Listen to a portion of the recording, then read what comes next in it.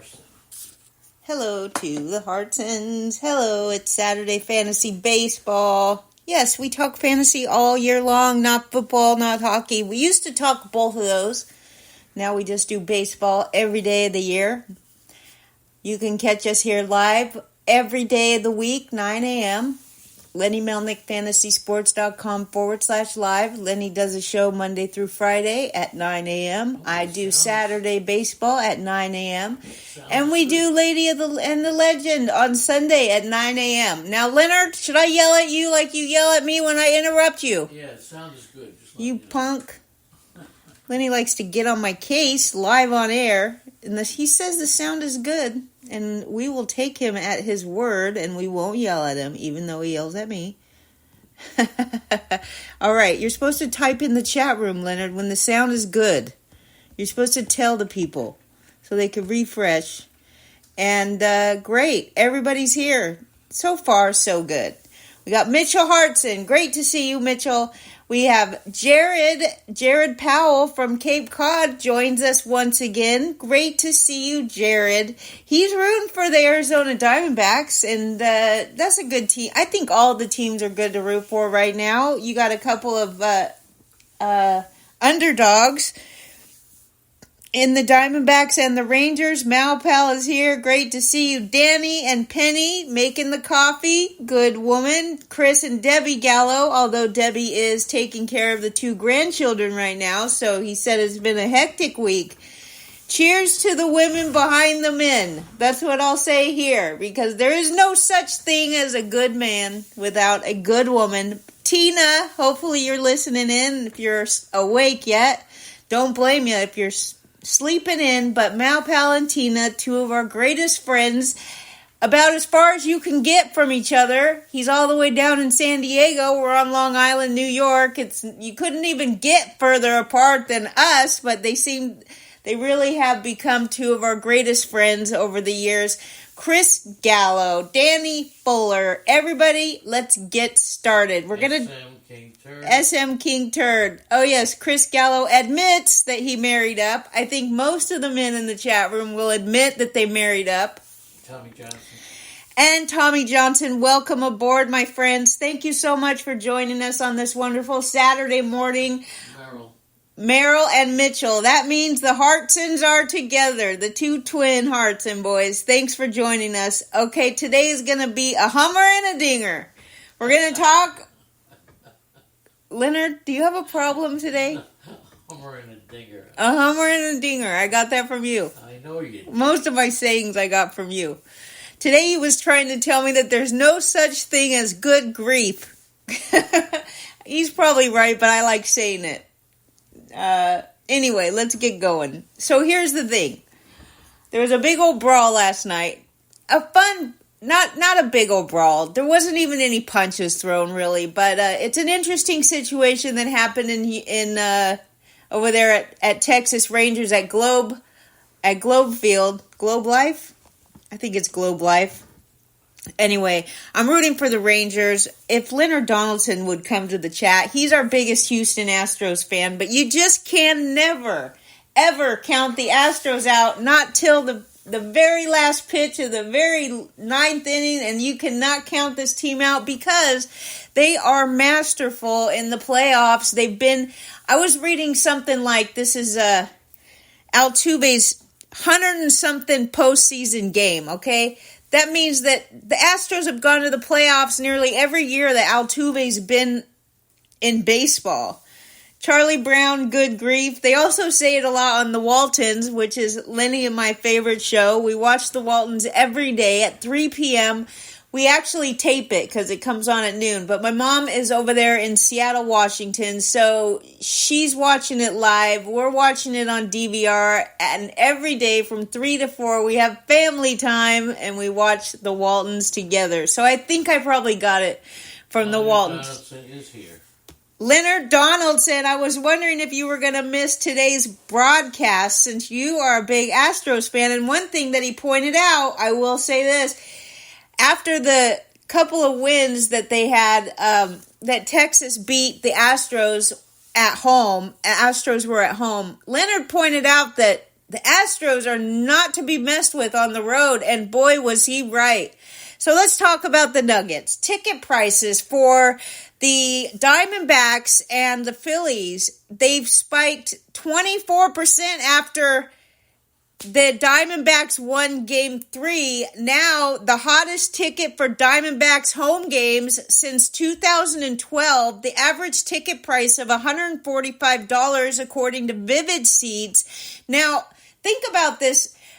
I remember Lenny and I, we've traveled to about 25 of the 30 ballparks. When we went to Arizona, we go there a lot, but we've only been to Chase a couple times. We went to the all-you-can-eat section for $40 a ticket. We got all-you-can-eat hot dogs, peanuts, waters, and everything else. But the ticket price of $145 being the most expensive ticket price since 2012, it's kind of funny because the Diamondbacks have some of the most affordable tickets in baseball for sure, and $145 to see a postseason game is not very much, really, when you consider the fact that the Yankees' average ticket price in the nosebleed section in the regular season is like $100.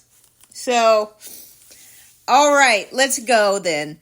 So far this postseason, teams to score first are 21-8.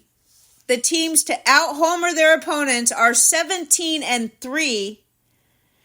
50.7% of runs have been scored via the home run. It was 41% last year and 46.8% in 2022 postseason.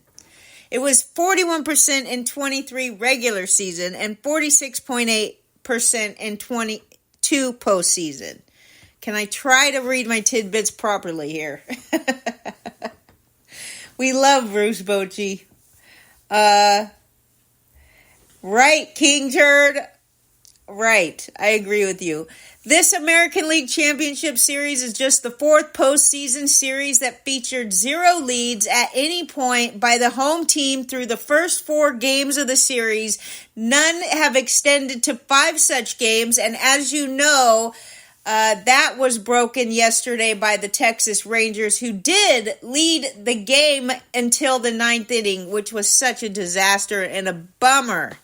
The Diamondbacks won by one run in their last at-bat, and the Astros won by 1 run in their last at-bat. The Diamondbacks stunned the Phillies 6-5 as poor Craig Kimbrell gives up a dramatic 2-run home run to a, what should we call him? A soft hitter, because this guy is not known for his home runs. To Alek Thomas in the 8th inning, he was a pinch hitter. The series is now 2-2. So, as much as I want to say, I'm disappointed that the Rangers didn't win yesterday when they were leading the whole game, they didn't win. I'm also excited that the series, both of these 2 series are very competitive, and it's not always fun to see a blowout unless you're the fan of the team leading the blowout. Everybody else in baseball loves to see the series go as many games as possible. So you have Phillies rookie reliever Orion Kerkering. He started the season out at A-ball. For the second consecutive game he struggled. He walked in a run before he escaped out of the jam. But Phillies led the game 5-3 entering the 8th inning. And the Phillies have done an unbelievable job of shutting down MVP from the Diamondbacks, Corbin Carroll, this series. He's 1 for 14, and he's hit only 2 balls out of the infield. This guy's been the star of the playoffs up until this series. Corbin Carroll has faced a lefty 11 times in the series, and he's 0 for 11 against lefties. Now of course we got to talk about Kyle Schwarber, whose home run left the bat at 115 miles per hour, the 4th one to leave the bat at 115 miles an hour this postseason, and 19th of his career. It's the most by any left-hander in postseason history. Also, Kyle Schwarber has hit more postseason home runs now than Reggie Jackson and every other left-handed hitter in Major League Baseball history. He has hit more home runs during the regular season and postseason than singles. He has 51 homers and 50 singles. Now, we all know what you're dealing with when you're getting Kyle Schwarber. He's Adam Dunn Jr., if you remember Adam Dunn. It only took 202 at-bats for Kyle Schwarber to beat Reggie Jackson's record, and it took 281 at-bats for Reggie Jackson, so it took him almost, hello Laura, great to see you, about 80 at-bats less for Schwarber to get there, although Reggie probably had a much better situation at the plate in a lot of other aspects. Still, he's a left-handed hitter, most postseason home runs. Now Kyle Schwarber is the guy with the most postseason home runs as a lefty. Now he's going after righties. Kyle Schwarber's 19 postseason home runs are tied with Albert Pujols and George Springer for fifth most all time. Trey Turner has been successful. So I was telling you just the other day about Trey Turner's 30 stolen bases in 2023, and he never got caught stealing one time. I don't think I've ever seen that. Okay? I don't think I've ever seen a guy steal that many bases and never get caught, not once. However, it goes back to 2022 because he stole 10 bases in a row at the end of 2022 without getting without getting caught. Now, he was successful 40 stolen base attempts until he was picked off in the first inning yesterday by Diamondbacks lefty Joe Mantiply.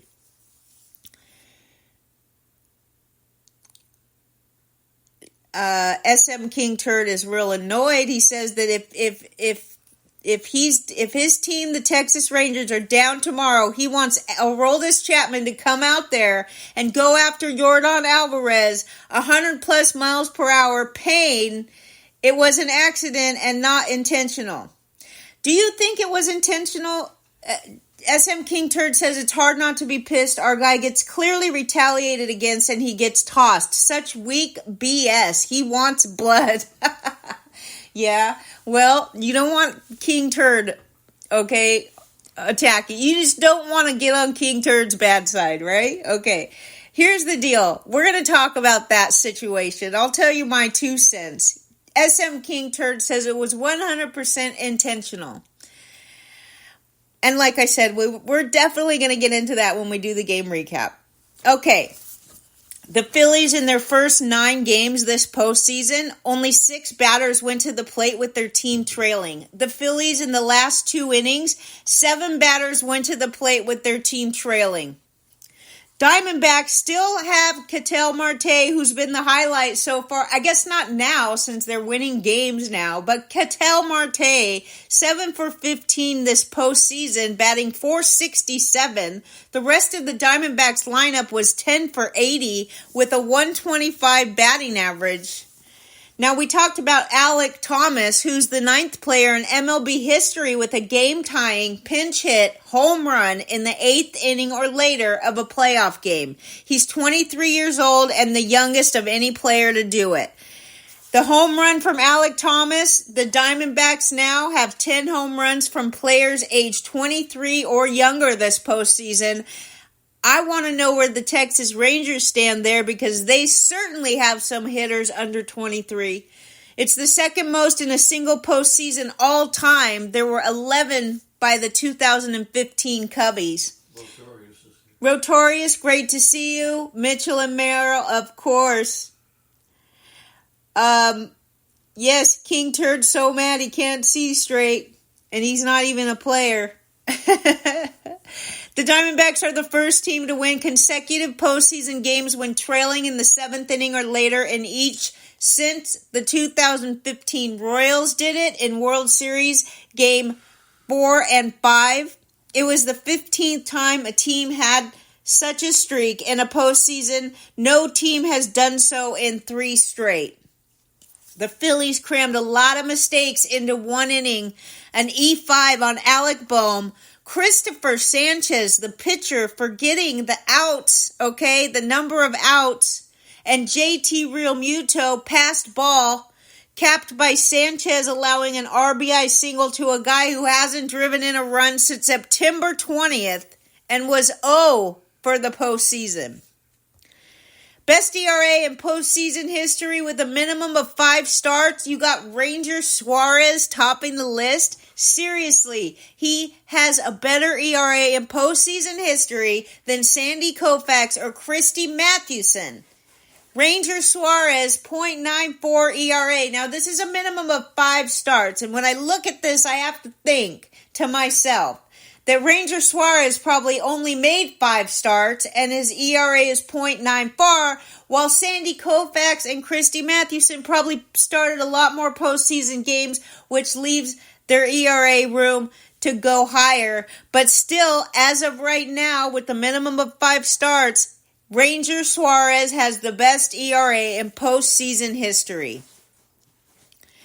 The Rangers were the top scoring team in the American League during the regular season, yet in this series, they are averaging fewer than 4 runs per game, and of course, King Turd wishes that he would have got Verlander over Scherzer. I didn't realize how deep-seated the dislike for Max Scherzer was until just yesterday by King Turd, but Justin Verlander made his 37th career postseason start.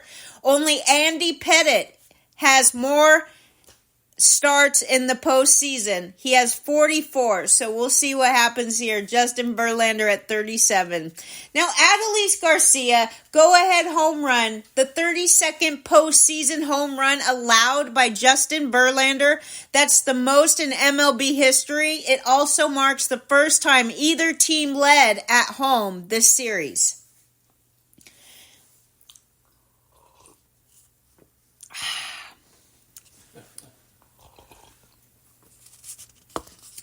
Danny says it's interesting you bring up your kid. I remember you telling me Danny's a huge Dodgers fan while his son is a huge Giants fan. That must be fun times. I think that would be a great fun time had by all there. Jose Altuve now has 3 go-ahead home runs in the 9th inning or later. It is the most in postseason history. And Alex Bregman's 18 home runs are tied with Carlos Correa for the most home runs before turning 30 in postseason history. The Astros have won 7 straight road games against the Rangers, including the playoffs this season. Only 3 teams had a longer streak against a playoff team in MLB history.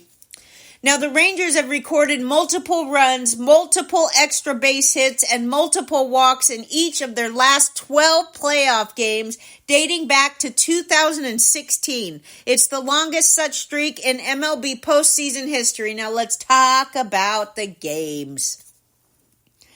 Anybody else here that I haven't said hi to? Leonard, you're supposed to be on chat room watch. There's 17 people in the chat room and I haven't said hi to them all. I'm paying attention. Very much. Pay attention. All right. The crack of the bat was a stunner. Boston Paul's here. Hello, Boston Paul, Diana. Jolting the sellout crowd at Chase Field into a frenzy. There was 47,806 fans. Of course, it was sold out. The light-hitting Alek Thomas, who had lost his spot in the starting lineup because of consistently weak at-bats, provided the most important swing of the Arizona Diamondbacks storybook season. He hit a tying 2-run homer in a 3-run 8th inning. Gabriel Moreno, the wonderful catcher, followed with a go-ahead single, and the Diamondbacks beat the Phillies with a 6-5 victory that tied the National League Championship Series at 2 games apiece.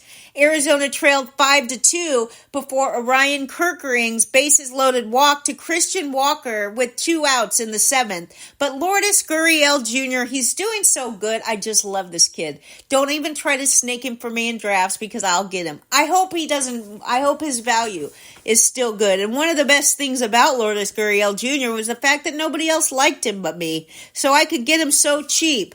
But he's always been a good batter. Now that he's in Arizona, he doesn't have to bat last. And he's made the most of it this season. So I really do hope he's not much more expensive than he was over the past 2 or 3 or 4 seasons that I've been putting him on my team. Hello, triple play. Gurriel Jr. doubled, leading off the 8th against Craig Kimbrell, who also gave up Ketel Marte's game-ending single in Game 3. Boo for Craig Kimbrell. He's been a mess. Alek Thomas, he was pinch hitting for Emmanuel Rivera with 1 out, sent a full count fastball splashing into the right center field swimming pool. How fun is that? And it's tied the score 5-5.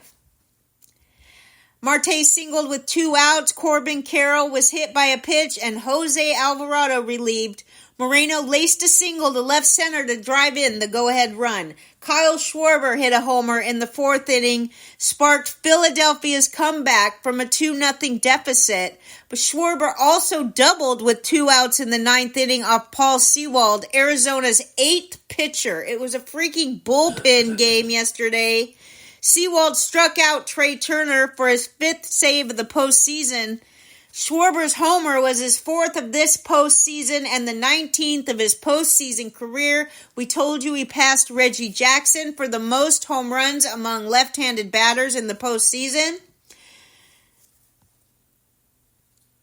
Now, it refers to the other game that was going on a little earlier than this one. Houston had scored 3 times in the 9th to win 5-4 at Texas and take a 3-2 lead into the AL Championship Series. The reason I bring it up, it was because it was the first time in Major League history that 2 teams rallied to win postseason games on the same day after trailing by 2 runs or more in the 8th inning or later. Philly was let down by its very reliable bullpen. The last 4 pitchers, Gregory Soto, Orion Kerkering, Craig Kimbrell, and Alvarado, they threw just 25 of 54 pitches for strikes. Philly also had some other mishaps that we touched on earlier. We told you about Alec Bohm being charged for an error after he misplayed a grounder. Christopher Sanchez, the left-handed pitcher, missed a huge opportunity to turn a double play in the 1st inning because he lost track of the outs. Okay? He lost track. He thought there were already 2 outs and he was throwing just to first base, but he could have if he was paying attention. Now, these little tiny things like this, they matter so much, right? Now, Trey Turner had a 7th inning sacrifice fly, but it just wasn't enough for the Phillies, who are suddenly scrambling for momentum after their power surge slowed. It has everything to do with those fans in Philly. And I wouldn't normally say this. I mean, I give a lot of credit to the ballparks with the best fans, right? The loudest fans. But there's more than just Phillies. There's other ballparks with great fans. Like Atlanta is one of them that I could think of. Boston, another one.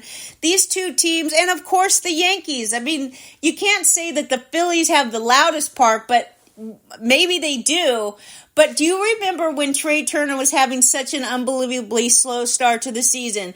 The fans got together on social media and they said, we're not going to boo this guy. We're going to encourage this guy. And let me tell you, they started just cheering and rooting for Trey Turner. And as soon as they did, Trey Turner's season turned around like that. And I will say, there's something to the fandom in Philly where these players just feel so sparked and so pumped up when they're at home. All right, that's enough of that, but they sure aren't showing it on the road. Where's Bryce Harper? I don't see his name anywhere in these recaps. Daniel Ferrara, welcome to the Earth chat room, the chat room of the people of the Earth. Okay. Now, it was 102 degrees outside of Chase Field, but of course they have a retractable roof and they had it closed. It was 76 in there, of course. Now, the Game 5 of the Best of 7 series is tonight, and you have 2 Zacks, 2 right-handed pitchers, Zach Wheeler against Zach Gallen. Now, is that going to be a good one or what? Zakov. The what? Zakov. I'm going to ignore you. Okay, thanks. Okay, here we go. Altuve thrives under pressure for the Houston Astros. He's able to stay calm in the biggest October moments, even after another bench-clearing. I'm not even going to call it a brawl, because it wasn't really a brawl. But it was bench-clearing. And Dusty Baker, that poor guy. Okay, I like Dusty Baker. How can you not like this guy? The defending World Series champions are one win from a third consecutive pennant after Altuve's 3-run homer in the 9th inning of a wild and testy 5-4 victory gave the Astros a 3-2 lead in the American League Championship Series. Dusty Baker wasn't in the dugout when Altuve hit his 26th career postseason homer, second in Major League history, right behind Manny Ramirez, who has 29, because he was ejected an inning earlier after the benches and bullpens cleared. Adolis Garcia, who punctuated a go-ahead homer in the 6th inning with an empathic... All right, I'm not going to read this recap. I'm going to tell you what I saw. The guy's celebrating his home run. More power to him. That's what we do when we hit home runs in the postseason. This guy is a monster. He can compare to Yordan Alvarez any day of the week. He's got that much power. He already had problems with Martin Maldonado, the catcher, from earlier this season, or earlier, I don't know if it was in the postseason or not, but I know that he has had issues with Maldonado before, immediately after he got plunked in the shoulder. He turned around, and instead of getting mad at the pitcher, he got immediately mad at Maldonado. Here's the thing.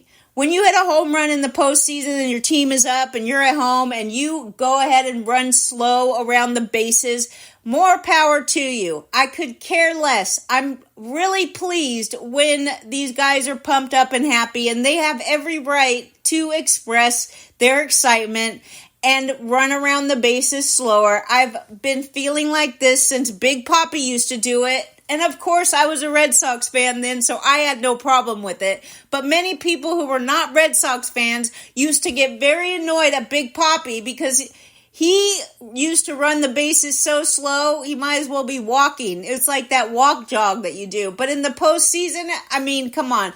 So here's the deal. That's what he did. Adolis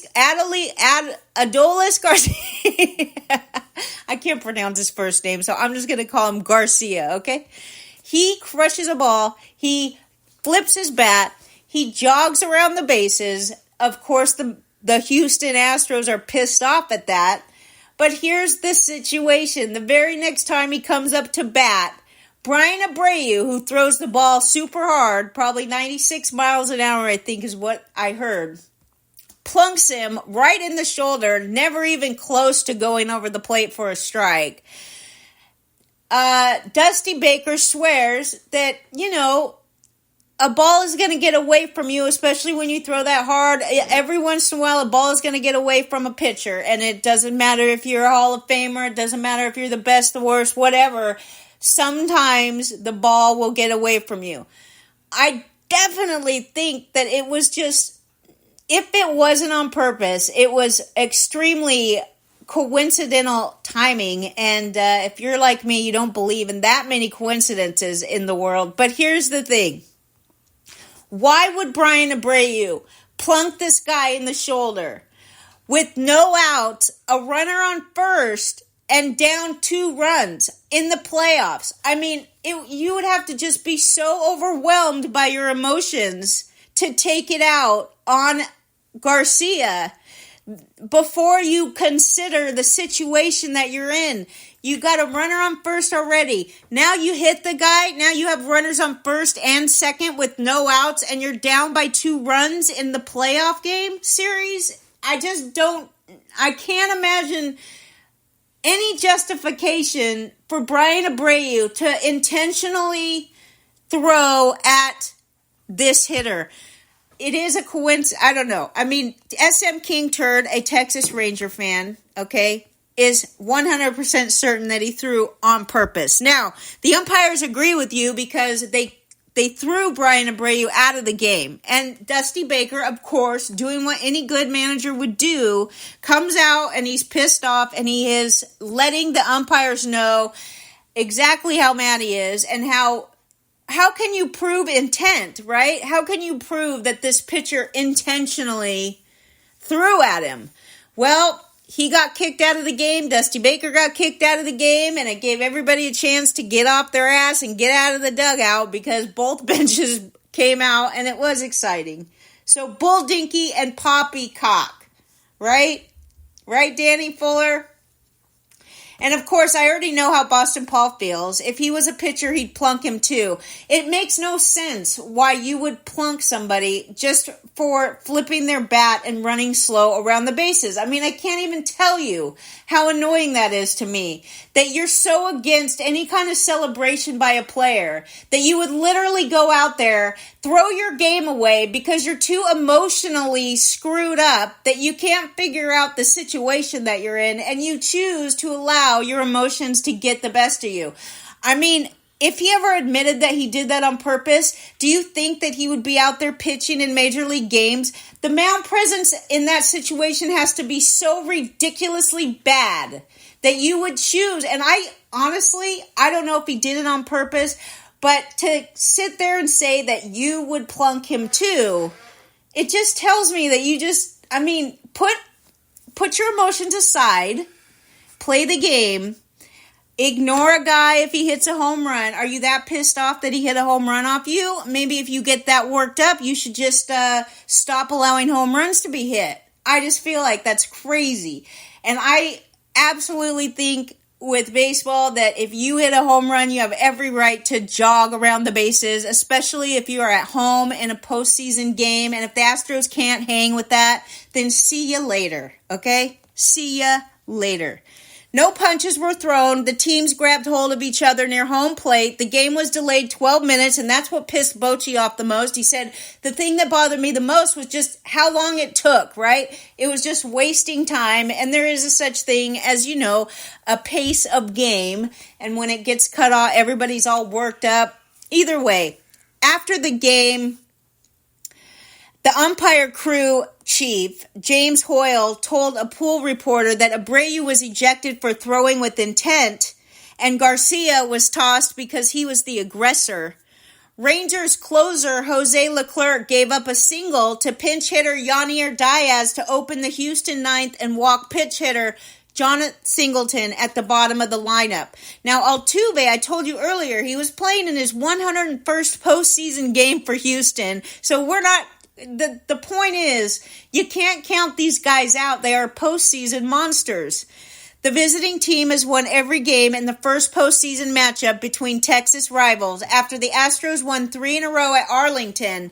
Game 6 in the best of 7 is tomorrow night in Houston. Altuve says, we've done it so many times, we never give up, and that's true.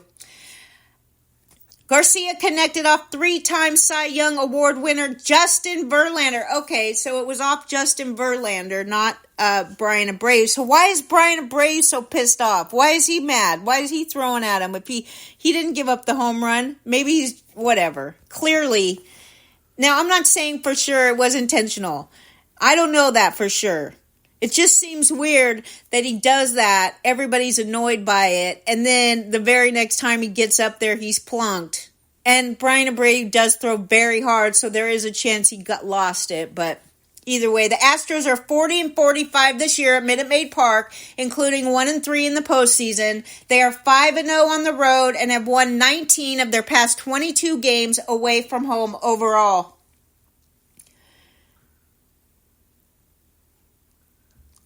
He didn't jog around the bases until he reached first base, which he walked to from home plate. All right, so he walked to first base watching the ball go out of the park. Big deal. I mean, does it really matter? I just don't get it. I don't get it. So, here we go.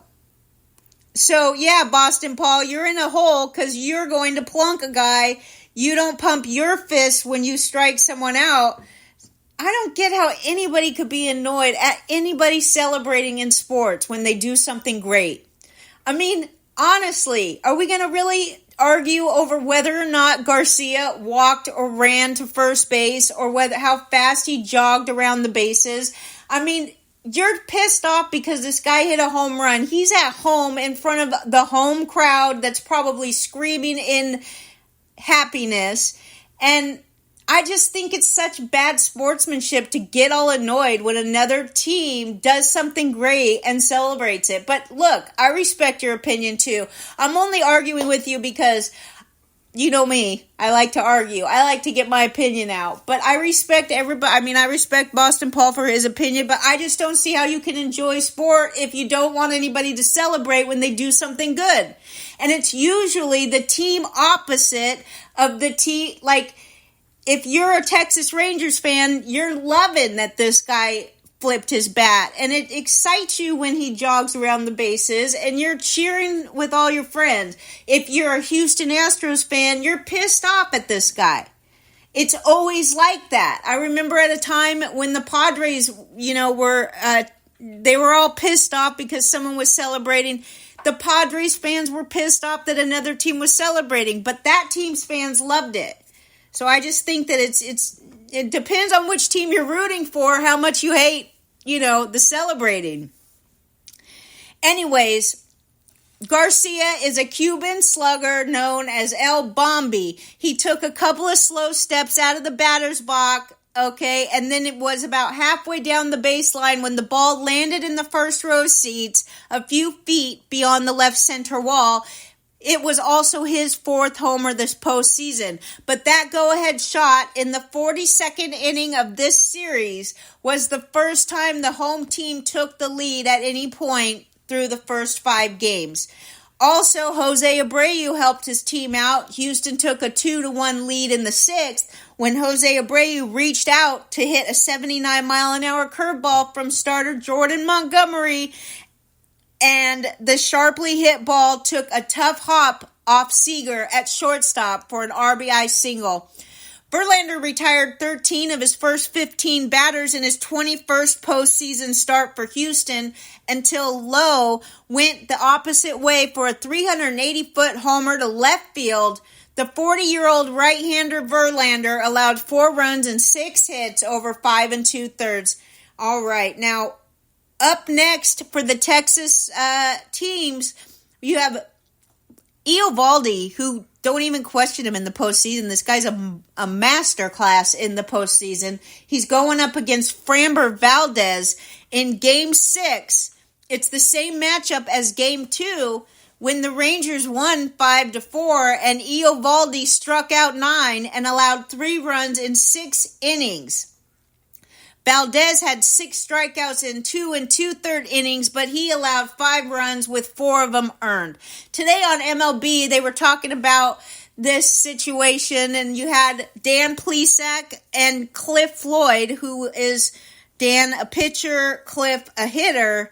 They talked a lot about this on MLB TV.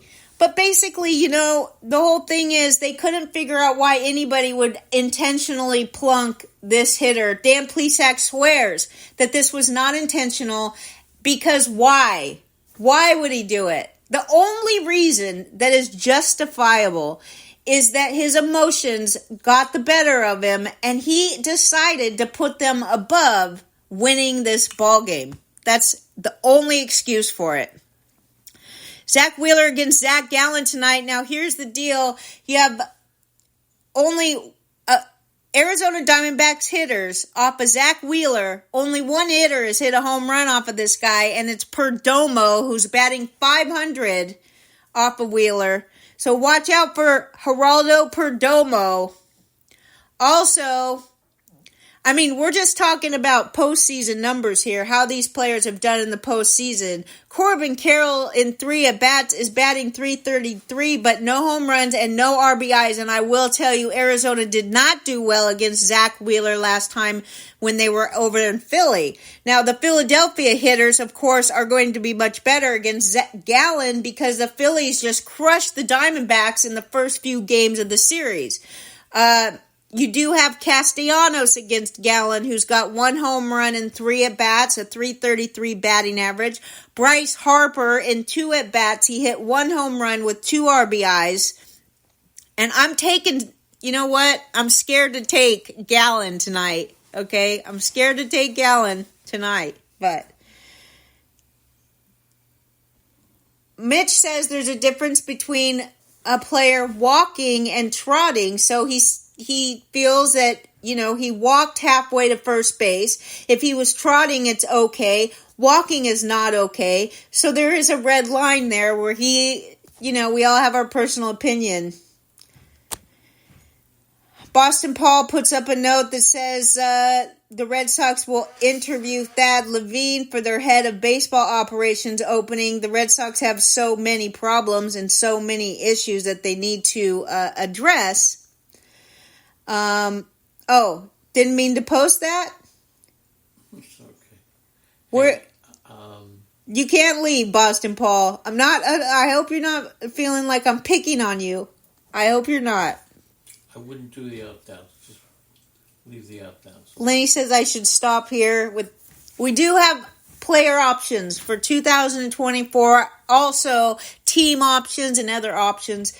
Opt-outs and team options for players for next season. I did like the first 6 or 7, and I feel like I did a lot of work and put a lot of work into this. You'll do it, but just not now. He thinks I should quit the show now. What do you think? Should I keep talking? Or have you had enough of me today? Mitchell and Merrill, have you had enough of me?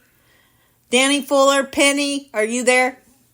Chris and Debbie Gallo, King Turd, Malpal, Tina. Did a great job. Lourdes Gurriel is coming up to be a free agent. Interesting. That's a good point. He may not be back with the Diamondbacks.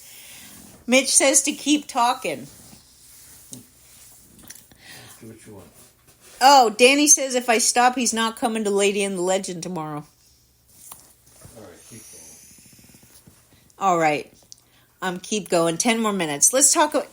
Now, last week, I talked to you guys about some disappointing players. And a lot of these, it's interesting because some disappointing players are also coming through in these opt-out situations. Now, why were they disappointing? Could it have anything to do with the fact that they get to choose whether they're going to opt out of next year's contract or not? I mean, you do see guys playing fairly well when they have to worry about who's going to sign them next year or if the team is going to let them go. Javier Baez is the first one on the list. We talked about him. I've studied this guy now a couple different times because of the fact that he was disappointing and he is able to opt out. This guy's got 4 years left on a 6-year, $140 million deal, and it's all but guaranteed that he's not going to opt out given his struggles over the first 2 years of this contract with Detroit. He finished the season batting .230 with a .273 on-base percentage. That's horrible. Here's the thing. It's so funny about him. You look at his previous stats, and you see that he struck out in 2020 and 2021. He struck out over 30% of the time.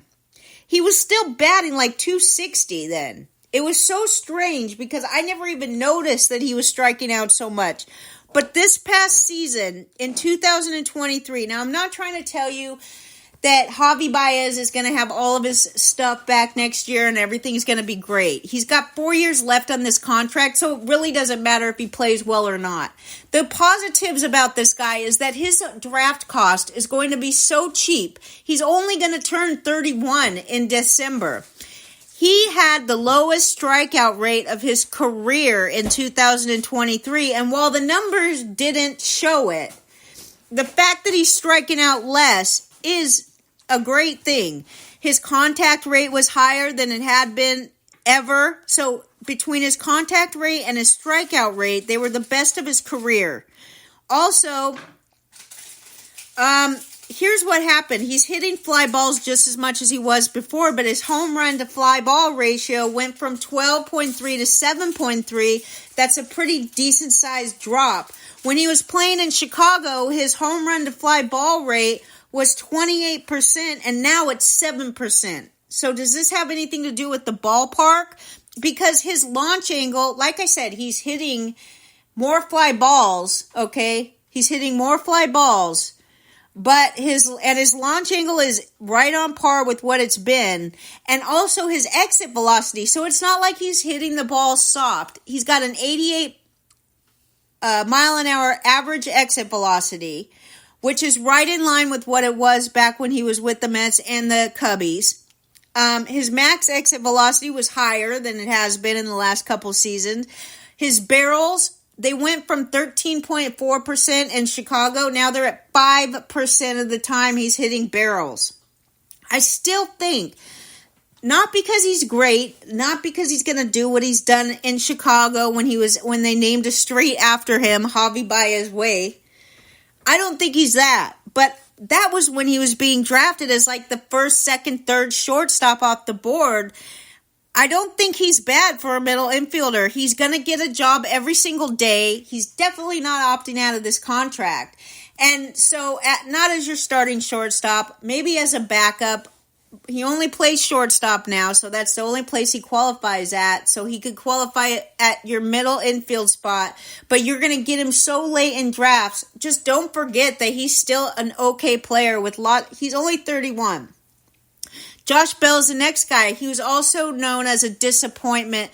He didn't do good with the Guardians. He signed with them last offseason, but Cleveland then traded him to Miami, where he started to hit very good. Now, the thing is, the Guardians, they signed him to a $33 million 2-year contract, so he has a guaranteed $16.5 million next year. He slashed .247 with a .325 on base percentage, 22 homers and 74 RBIs over 150 games between Cleveland and Miami. And I will say this, he was much better in Miami than he was in Cleveland. He also just turned 31. He played 89 games at DH and 60 at first base. You look at Josh Bell, and he's still hitting the ball hella hard. His barrel percentage went up to 10% from 7.2% last year. His exit velocity, 90.1 miles per hour on average, maxes out at 114 miles an hour. So this guy definitely hits the ball hard. His hit distance went up. He pulls the ball a lot. He pulled the ball 45.7% of the time, which doesn't really matter now because there's no shift. You're not allowed to shift anymore. But he hits 34% fly balls, and his expected batting average was quite a bit higher than his actual batting average. But I'm just going to say this. It's strange that he would go ahead and hit better in Miami, considering the ballpark is not conducive to home runs there. But he certainly must have felt better, must have felt more comfortable, because he absolutely did better in Miami. Now, his draft price is going to drop too. Another reason I'm going to take him, I really think that he's only 31, so age counts here. Now let's talk about Michael Conforto for a second. Giants outfielder, 1 year left on a 2-year, $36 million contract. He missed all of 2022 while recovering from right shoulder surgery. He signed this deal with the Giants that gave him the opportunity to test free agency after year 1.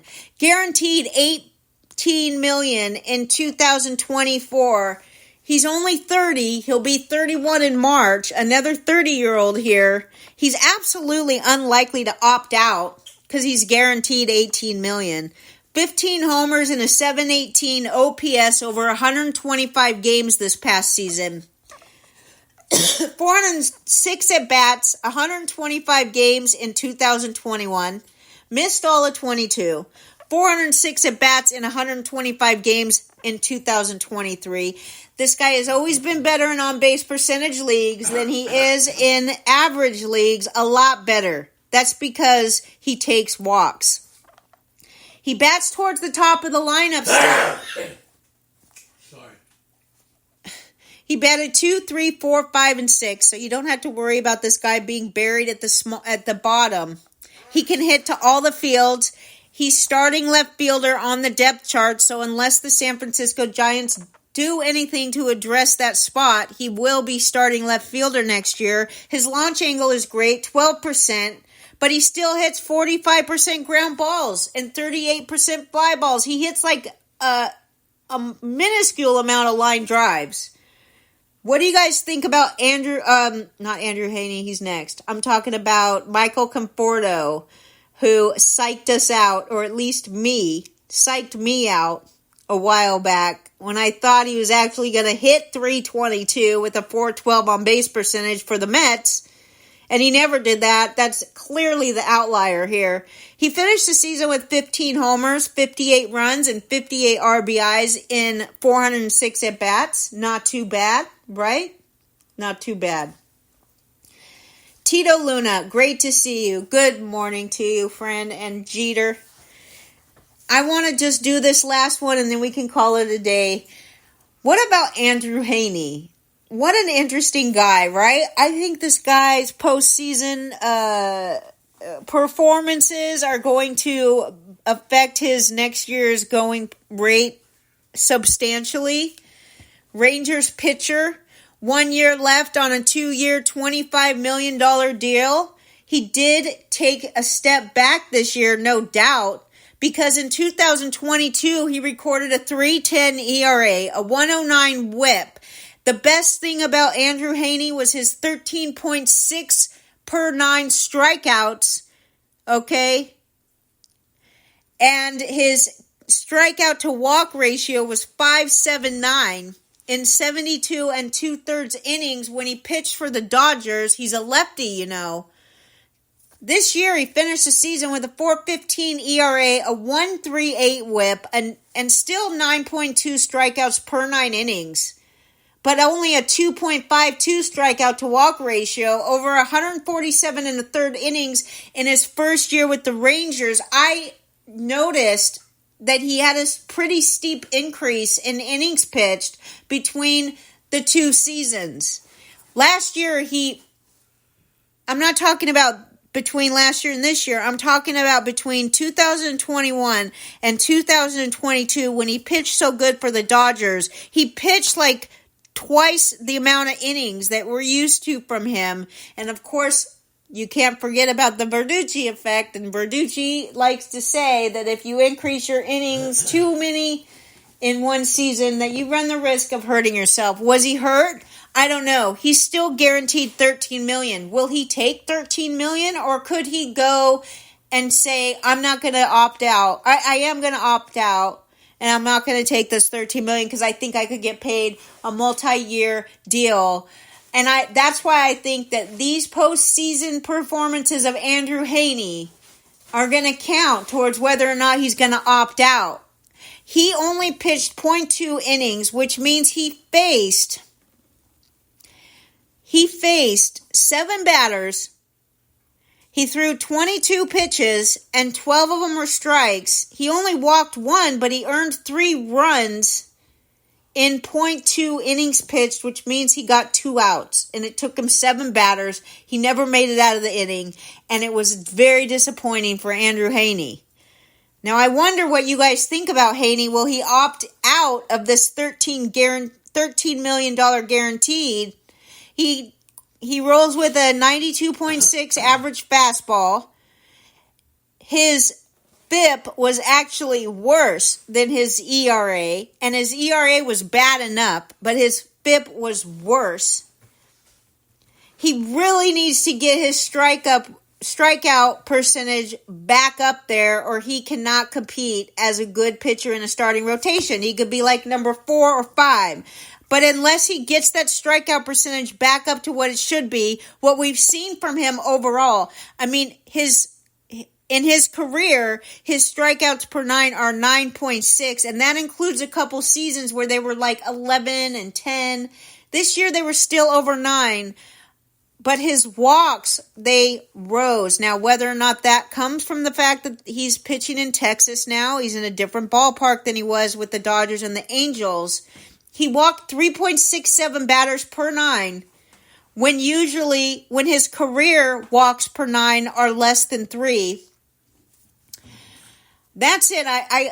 The next time I list is Sean Mania, but we're going to talk about him next, and I'll just put a little mark in here in my notes where we left off, and we'll definitely be going through the rest of the player options for 2024. He's getting paid right now, so why go make 50? Oh, wait. I'm sorry. I thought you were talking about Andrew Haney, because that's who I'm talking about. Thanks, everybody. Thank you very much. Hopefully, you guys have a wonderful day. I'm rooting for, who should I root for tonight? Lady in the List. The Phillies against the Diamondbacks tonight. Who are you rooting for, Leonard? I'm not. I got to root for the Diamondbacks. Okay. Because our friend from Cape Cod, Jared Powell, is back today, and he's a big Diamondbacks fan, so that's who I'm voting. Him and Bryce Harper. Okay. Okay. Have a great day, everybody. We'll see you tomorrow. Lady in the Legend, 9 a.m. sharp.